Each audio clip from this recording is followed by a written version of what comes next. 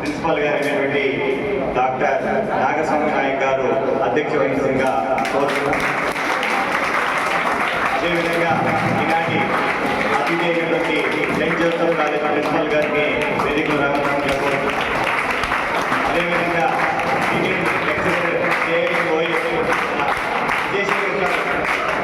వేదికలు రావాల్సిందిగా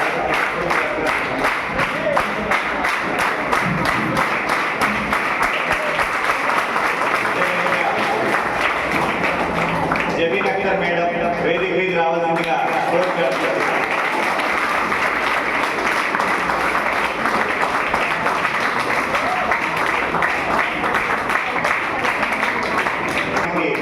అధ్యక్ష వహించినటువంటి ప్రిన్సిపాల్ గారు మనకు మాట్లాడాల్సిందిగా కోరి ప్రార్థిస్తున్నారు.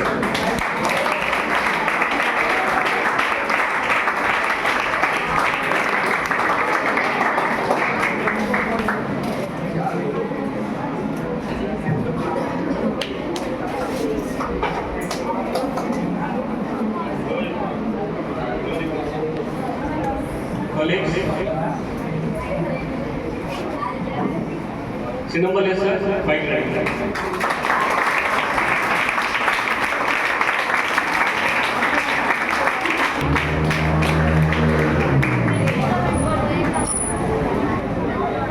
ప్రార్థన మాలాంకనం చేసిన తర్వాత వారి విశేషాల గురించి అందరం మాట్లాడుతున్నాం.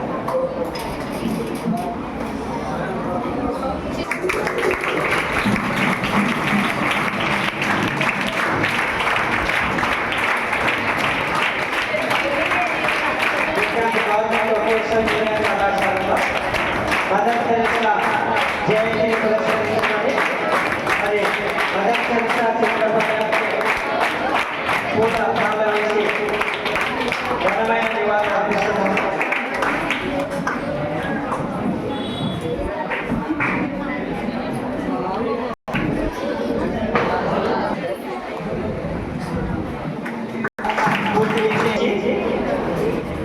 తమ అమూల్యమైన సందేశాన్ని ఇవ్వవలసిందిగా మన కళాశాల ప్రేరణ ప్రిన్సిపల్ గౌరవ డాక్టర్ ఎస్ నాగస్వామి నాయక్ సార్కి ఆహ్వానిస్తాను. Welcome sir.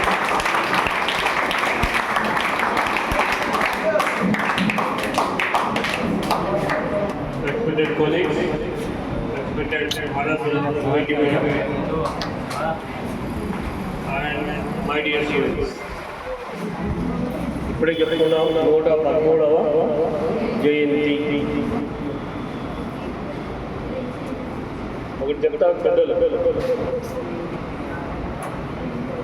జనాభా లెక్కలు కాకుండా జనార్దన లెక్కల కోసం మనం పుట్టాలి. ఆ కోపం చెందిన వారే ఆహర్నిశలు పంచడం ఒకటే తెలుసు. ధన్యజీవి, గొప్ప జీవి, గొప్ప సంస్కారవంతమైన నాయకురాలుగా సేవ చేస్తూ తరించిన మహామనీషి మన మదర్ తెరెసా గారు. ఆ మురికివాడల్లో కుష్టు రోగులకు, మామూలు రోగులకు సేవ చేయడం వేరు, కుష్టు రోగులకు సేవ చేయడం వేరు. అలాంటి వాడికి ఏ సమయం కాకుండా ఈ సమయం కాకుండా వారు సేవ చేయదలుచుకుంటే అలా వెళ్ళిపోయేవాళ్ళు. ఆ మురికివాడల్లో అంత కష్టపడుతూ వారి మధ్య తిరిగి వారి సేవ చేసి ఎక్కడో దేశంలో పుట్టి ఆ దేశం నుంచి మన దేశానికి వచ్చి ప్రేమతో పంచి పెడుతూ మానవుల్లో వారు పుస్తకంలో రాస్తున్నారు, నేను నా జీసస్ను వాళ్ళ రూపంలో చూసుకుంటున్నాను అని రాస్తున్నారు. మీరు కానీ ఆ పుస్తకం చదివితే, మదర్ తెరెసా పుస్తకం చదివితే, అలాంటి మహామనిషి మన కాలేజీలో కూడా ఇద్దరు MLG MPHW స్టూడెంట్స్ ఉన్నారు. వారిని చూసి మీరే కాదు మిగతా గ్రూప్ కూడా చూసి చాలా నేర్చుకుంటూ ఉంది. ఎంత నేర్చుకోవచ్చు అంటే ప్రతి నిమిషము ఆహార నిమిషాలు జ్ఞాన సముపార్జన కోసమే మనము నడుము బిగించాలి అని ఆమె చేతులతో చేసి చూపించిన ధన్యజీ మదర్ టెరెసా గారు. 5 years బ్యాక్ వారు స్వర్గస్థులైన తర్వాత మనకి వారికి సెయింట్ హుడ్ హోదా కల్పించడం జరిగింది. అయినా మన మదర్ టెరెసా గారు మేము 10th క్లాస్లో ఉన్నప్పుడు మాకు లెసన్ ఉండేది. కంపల్సరీగా 2 క్వశ్చన్లు బాగా పట్టిపట్టేవాళ్ళు ఎగ్జామ్స్ కోసం. కానీ వస్తున్న వారు ఈరోజు మనము మన కాలేజీలో వారిని స్మరించుకోవడం గొప్ప విషయం. మరి ఈ కార్యక్రమానికి మన శాంతా మేడం గారు మొన్ననే అక్కడ 2 సార్లు కాల్స్ వచ్చింది. నేను మేడం అక్కడికి కాలేజ్కి మొదట బ్యూటిషియన్ కోర్స్కి గెస్ట్గా వెళ్ళాను కాల్ చేయడానికి. ఇప్పుడు మేడం గారు నా రివ్యూ చూడగానే సార్ మిమ్మల్ని మా కాలేజ్ స్పీకర్గా తీసుకుంటాను అన్నారు. నిజంగా కాలేజీ నన్ను ఆహ్వానం చేయడం నిజంగా చాలా గ్రేట్గా ఫీల్ అయ్యాను. తర్వాత నిన్న ఎక్కువ క్లాస్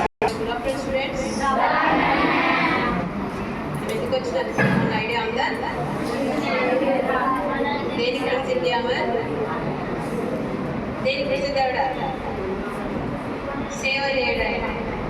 సేవ చేయడానికి మనకు మనస్సు ఉండాలి, డబ్బు అవసరం. అవునా? డబ్బు ఉంటే ఎవరైనా చేయగలరు. డబ్బు లేకుండా సేవ చేసేది గొప్ప సేవ. మనకు ఆమె నుంచి ఏం తీసుకోవాలి అనే దాన్ని బట్టి మనం చేయాల్సిందంతా ఏం చేయాలి? సేవ చేయాలి. సేవ చేయాలంటే అందరిని ఎత్తుకొని తిరగడం కాదు, ఇతరులకు మర్యాద ఇవ్వడము, చిన్న పిల్లలకు మనము బాగా చూసుకోవడము. మన ఇంట్లో అవ్వలు తాతలు వీళ్ళు ఉంటారు, వాళ్ళని మనం చీదరించుకొని పోతుంటాం. వాళ్ళతో ఒక్క నిమిషం మాట్లాడడానికి కూడా మనకు టైం లేదు. అవునా? నిజమేనా? కరెక్టేనా? అది వాళ్ళకు మీరు డబ్బు పెట్టి వాళ్ళకి అన్ని తినిపించడానికి అది చేయడానికి అవసరం లేదు. కూర్చొని వాళ్ళతో మర్యాదపూర్వకంగా గౌరవపూర్వకంగా 2 మాటలు మాట్లాడిన వాళ్ళు సంతోషిస్తారు. అది కూడా ఒక సేవ కిందకే వస్తుంది. అవునా? సో నేను చెప్పేది ఒకటే, ఇతరులకు సేవ చేయడం, డబ్బు ఖర్చు పెట్టద్దండి. మీరు ఉండాల్సిన మర్యాదలో మీరుండి వాళ్ళకి చేయాల్సిన కొన్ని రెస్పాన్సిబిలిటీస్ మనకు ఉంటాయి. ఇంట్లో పెద్దవాళ్ళు ఉంటే వాళ్ళకి 2 నిమిషాలు మనం పలకరించినా వాళ్ళు చాలా సంతోషిస్తారు. గమనించి చూడండి. ఈరోజు ఇంటికి పోయి కనీసం మీ అమ్మకు కూడా ఏదైనా సాయం చేసిన, ఒక 2 నిమిషాలు సాయం చేసినా కూడా ఆమె చాలా సంతోషపడుతుంది. పొద్దుటి నుంచి సాయంత్రం వరకు ఏదో ఒకటి మీకోసమే కదా చేస్తుంటారు, కష్టపడుతుంటారు. అవునా? అది కూడా సేవ కిందకే వస్తుంది. మనం బయటికి పోయి పేరు కోసం కానీ లేదా మనకు డబ్బు రావాలని కానీ సేవ చేయనవసరం లేదు. ఇంట్లో ఉన్న వాళ్ళకి సంతోష పెట్టడం కూడా ఒక సేవ కిందకే వస్తుంది. సో నేను చెప్పేది ఒకటే, అందరికీ సేవ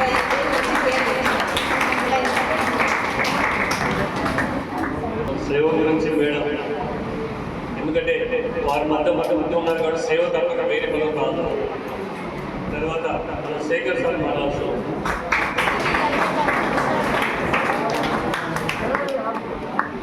ఈనాటి కార్యక్రమానికి అధ్యక్షత వహించిన మన కళాశాల ప్రియతమ ప్రిన్సిపల్ గౌరవ doctor S Nagaswamy Nayak sir గారు, అలాగే ఈనాటి కార్యక్రమానికి ముఖ్య అతిథిగా విచ్చేసినటువంటి సెయింట్ జోసెఫ్స్ డిగ్రీ కళాశాల సోకేశ్వర రోడ్డులోని ప్రిన్సిపల్ గారైనటువంటి శాంతా మేడం, మరి మన కళాశాల CTG madam, Jabeen Akhtar madam, IIT lecturer చిన్న మల్లేశ్వర సార్, విద్యార్థులారా అందరికీ కూడా మదర్ తెరెసా జయంతి శుభాకాంక్షలు. ముఖ్యంగా మదర్ తెరెసా అంటేనే సేవకు మారు పేరు. సో ఏం చెప్తారంటే 100 మందికి సేవ చేయకపోయినా పర్వాలేదు, కానీ కనీసం ఒక్కరికి సేవ చేసినా చాలు మన జీవితము సార్థకమైనట్టే అని పేర్కొన్నటువంటి మానవతామూర్తి ఎవరంటే మదర్ తెరెసా. మరి అలాంటి మానవతామూర్తులు గొప్ప వ్యక్తుల యొక్క జయంతిని నిర్వహించుకోవడం వల్ల మనం వారి యొక్క స్ఫూర్తితో ముందుకు వెళ్ళి మనం కూడా సమాజానికి లేదా మన కుటుంబానికి లేదా దేశానికి సేవ చేసే భాగ్యం కలుగుతుందని నేను భావిస్తున్నాను. మరి అందులో భాగంగా ఈరోజు ఈ కార్యక్రమం ఏర్పాటు చేసుకున్నాము. ముఖ్యంగా నేను ఈ మధ్య అడ్వాన్స్డ్ సప్లిమెంటరీ ఎగ్జామ్స్ మేడం వాళ్ళ కాలేజీకి ఇంటర్మీడియట్ ఎగ్జామ్స్ డిపార్ట్మెంటల్ ఆఫీసర్కి వెళ్ళాను. మరి అక్కడ మేడం ప్రిన్సిపల్గా ఉంటున్నారు.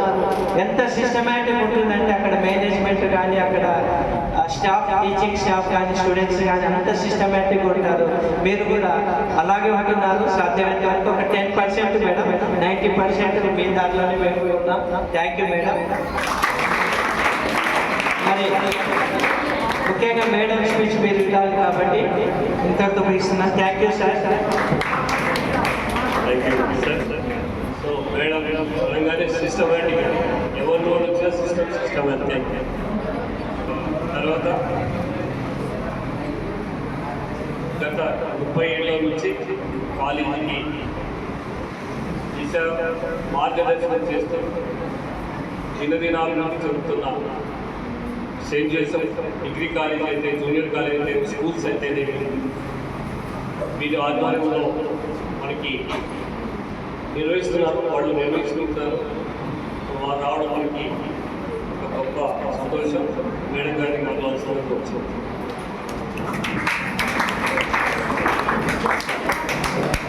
వేదికను అలంకరించిన నాయక్ సార్, తర్వాత ఇతర colleagues, my friend Zabin Akhtar, and my dear students, a very good evening to you all.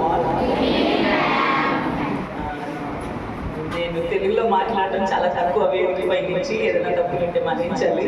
ఎందుకంటే మా కాలేజ్లో తప్పకుండా ఇంగ్లీష్లోనే మాట్లాడమని ఇన్సిస్ట్ చేస్తారు కాబట్టి వీలైనంత వరకు ఆంగ్ల పదాలు దొరకకుండా తెలుగులో మాట్లాడడానికి ట్రై చేస్తాను.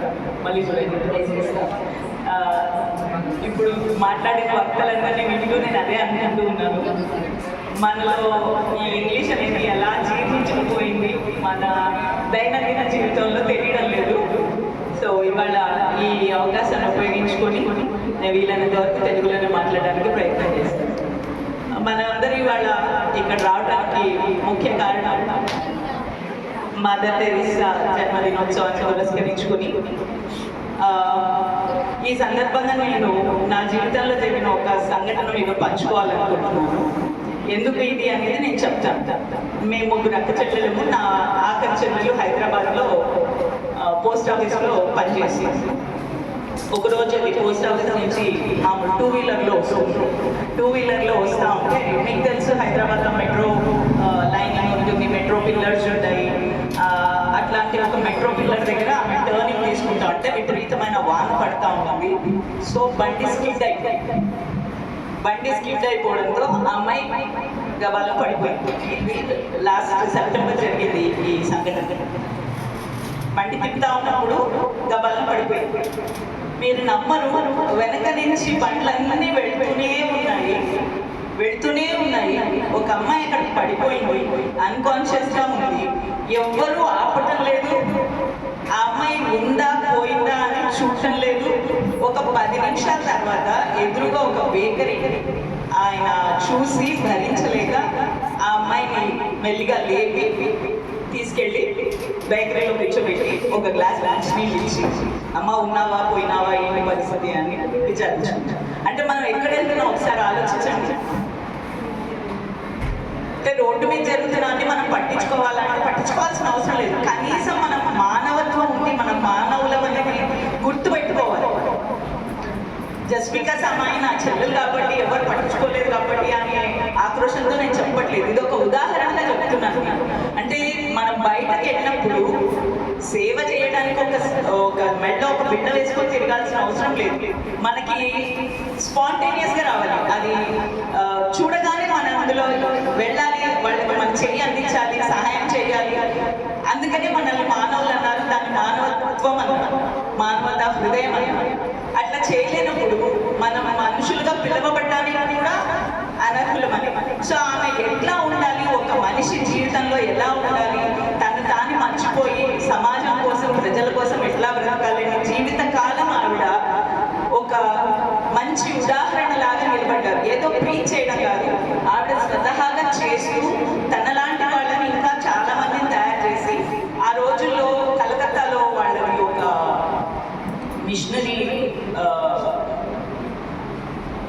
మిషన్ ఒక హాస్పిటల్ అండ్ హౌస్ ఉంది. అక్కడ ఆవిడ ఎక్కడో వేరే విదేశాల నుంచి వచ్చి ప్లేగు వ్యాధి నుంచి ఎంతో మంది మొత్తం శరీరం అంతా చేస్తుందన్నమాట. సో పచ్చి పుండు దగ్గరికి ఎవరు దగ్గరికి వెళ్ళడానికి కూడా ఇష్టపడరు, ఆలోచన కూడా ఎవరికి. అట్లాంటి వాళ్ళ దగ్గరికి వెళ్ళి ప్రేమగా వాళ్ళని ఏం కాదు, మీరేం భయపడక్కర్లేదు, దీనివల్ల మీకు ఉపశమనం కలుగుతుంది, ఫలానా మందు వేసుకుని ఫలానా వల్ల ఎదుటివాడు ఎంతో స్వాంతన పొంది ఆ సైకలాజికల్ ఎఫెక్ట్ వల్ల తొందరగా కోలుకోవడానికి కూడా అది ఉపయోగపడుతుంది అన్నమాట. సో అలాంటి తత్వాన్ని మనం అలవాటు చేసుకోవాలి. అంటే ఏదైనా ఒక మహనీయుల జన్మదినం కానీ వాళ్ళని స్మరించుకోవడం కానీ చేసుకుంటే వాళ్ళ దగ్గర నుంచి మనం ఏం తీసుకోగలం. What is it we can take as an inspiration from them? There are so many things which we can take as a motivation and inspiration from especially mother. అందుకే ఆమె అమ్మ మదర్. ఎందుకన్నా మదర్? ఎందుకంటే అన్కండిషనల్ లవ్ ఎవరైతే చూపిస్తారో మనకి అది నిస్సందేహంగా మన అమ్మే. మన దగ్గర నుంచి ఏం ఎక్స్పెక్ట్ చేయరు. మేడం చెప్పినట్టు మీ దగ్గర నుంచి వాళ్ళు ఏం ఎక్స్పెక్ట్ చేయరు. కానీ పొద్దున్న అమ్మాయి కాలేజ్ నుంచి ఇంటికి వస్తే ఆకలి మీద ఉంటుంది, ఇది చేసి పెడదామా, అది చేసి పెడదామా, ఇవాటికి ఇది అంతా చేసి మనం మంచి ఏంటమ్మా ఏమై తీసుకున్నాం, నిన్న కూడా ఏమో ఇచ్చావమ్మా, ఇట్లా మనం మాట్లాడుతుంది. ఎందుకంటే ఆ పని నేను కూడా చేశాను. మీ వయసులో ఉన్నప్పుడు ఆ పని నేను కూడా చేశాను. 24 గంటలు ఉప్మా చేసి పెడుతున్నావు ఏంటమ్మా అని. ఇప్పుడు నేను కూడా అదే చేశాను. ఎందుకనేది పక్కన పెట్టారు ప్రస్తుతం. అంటే మనం ప్రవర్తించే తీరు గురించి చెప్తున్నారు. మన గురించి వాళ్ళు ఎంతో ఆలోచించి అలా చేశారు కదా. మనం ఏం రిఫ్లెక్ట్ చేస్తున్నాం వాళ్ళ మీద. రాగానే వేడిగా మనకు అందిస్తుంటే అమ్మ చాలా థ్యాంక్స్ అమ్మమ్మ, చాలా రుచిగా చేసావమ్మా, ఇట్లా 2 మాటలు చెప్తే చాలు. విషయాలు చక్కగా మా పిల్లలకు బోధించారు. మనం మేడం లాస్ట్లో చెప్పింది అనుకరణ.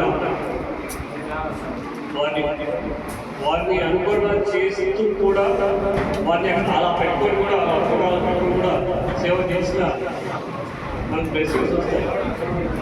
అదే పూర్ణానంద స్వామి అని ఒక స్వామి ఉన్నాడు. పాచిక పుల్లనైనా సరే అక్కడ పెట్టి దాన్ని ఆరాధిస్తే, మనస్ఫూర్తిగా ఆరాధిస్తే అక్కడి నుంచి వరాలు వస్తాయి.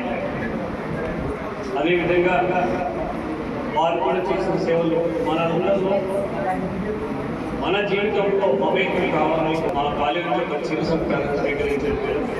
Thank you.